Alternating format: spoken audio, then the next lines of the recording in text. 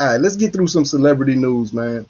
This is some older stories that I had there, so we're gonna do this. It says the former Mavericks player Sean Bradley is paralyzed after he has been struck by a vehicle. And I don't remember if y'all know who Sean Bradley is, but he was the tall white guy who played for the Mavericks. This is what he looked like. He's paralyzed now. He can't ever walk again. I remember Sean Bradley, former NBA player who played for the Dallas Mavericks while he was riding his bike in Utah. They go Yao Ming. That's Sean Bradley right there, that big tall white guy. The whitest guy, the milky white guy, the milky cereal white guy, the biggest one in the picture. That's him. Look at Yao Ming, Tracy McGrady. Well, that big white guy is now paralyzed, which is crazy anytime it happens to somebody who's been in the NBA or ballers, man. Like, the last thing you want to do is lose your damn legs. It says former Dallas Mavericks center Sean Bradley is paralyzed after he was hit by a vehicle while riding his bike near Utah home in January. The retired player got hit on Wednesday. This was like the middle of the month. This was like a week ago. So this happened about a week and a half ago. It says the accident caused a traumatic spinal cord injury that left him paralyzed from the undergoing neck fusion surgery. Bradley has spent the last 8 weeks hospitalized and undergoing rehabilitation, according to a statement. Bradley was only 48 and was struck from behind on January 20th, which happened about a block from his home in St. George. He was drafted by the Philadelphia 76ers in 93, and he spent time with that team as well as the New Jersey Nets, but then he spent the most time in his career with the Dallas Mavericks. He played there for 8 years and retired in 2005. Damn, Sean Bradley, boy, that's crazy, man. Like I said, anytime you was a professional athlete, like, that's the worst thing that can happen to you if you're a professional athlete is lose your legs, right? I mean, because your legs is what got you everything basically you have. Your legs is, so it's just a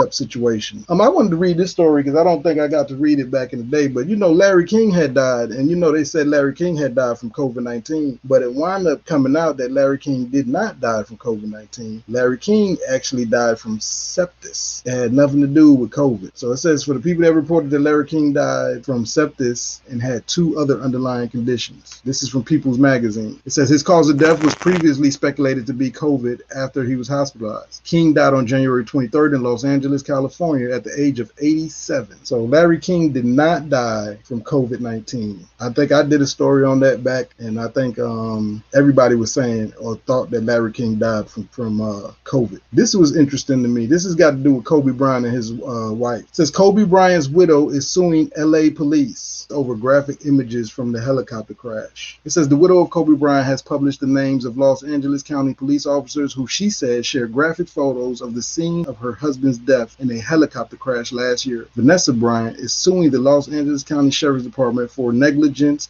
and invasion of privacy. We will refrain from trying this case in the media, the sheriff said in response. Basketball star Bryant died with his daughter and 7 others in the crash. It says on Wednesday, Vanessa Bryant, 38, posted on Instagram the names of the 4 sheriff deputies. She says they took graphic pictures of the 9 people who died in the crash close to Calabasas, California on January of last year. She alleges that one of the officers shared with a bartender photos of Kobe Bryant's body, and the others distributed gratuitous photos of the dead children, parents, and coaches. It says the Los Angeles Times newspaper reported in February last year that an internal police investigation found officers shared photos of the victims' remains. She claims the pictures, including those of the 13-year-old daughter Gianna, were taken and shared for no reason other than morbid gossip. Last week, a judge rejected the attempt to stop publication of the officers' names, allowing Bryant to disclose them. LA County Sheriff Alex Villanueva responded on Twitter to Bryant's post, saying that the department would wait for the court to decide the outcome of the case. That's crazy as hell, man. So she's suing them basically because of the fact that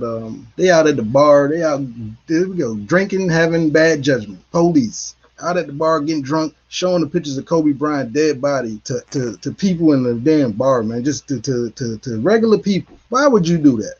Why the hell would you do something like that? That is what you call egregious. And I think she should sue. What do y'all think about it? I think that's a good lawsuit. Like, you shouldn't do no like that. Showing the kids' dead bodies and Kobe Bryant's dead bodies. Why are you doing that? It's crazy as hell, man. It don't make no sense. So I hope they get their ass what they deserve.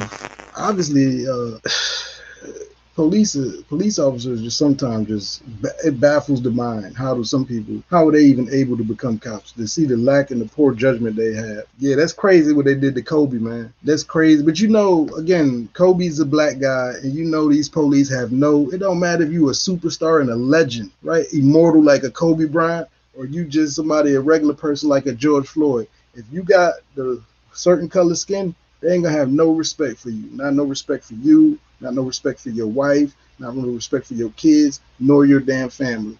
Even Kobe Bryant, they gonna denigrate and desecrate him. They had no respect for him, right? So yeah, I agree with you, man. She should sue the hell out of him.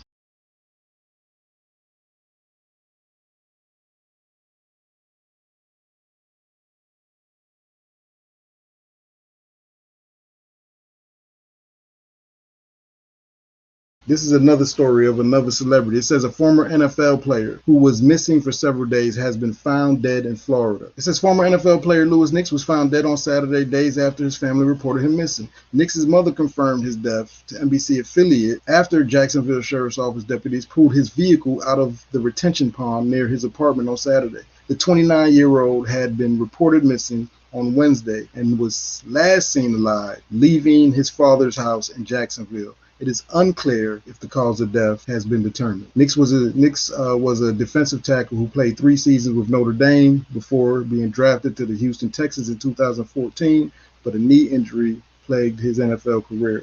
He played a game with the New York Giants, which is my squad. That's why I'm doing this story. Then spent time that's not the only reason I'm doing the story, but that's one of the reasons I was able to come across. He played 4 games with the New York Giants in 2015, then spent some time on the practice squad for Washington football team and the Jacksonville Jaguars before he was released in May 2017. Last year, he was shot during an armed robbery at a gas station near the Jacksonville airport and said on social media he spent 10 days in the hospital recovering. Former teammates and coaches are mourning Nix's death on social media, including Notre Dame football coach Brian Kelly and Detroit Lions defensive end Romeo Okwara. He has a bad luck, man.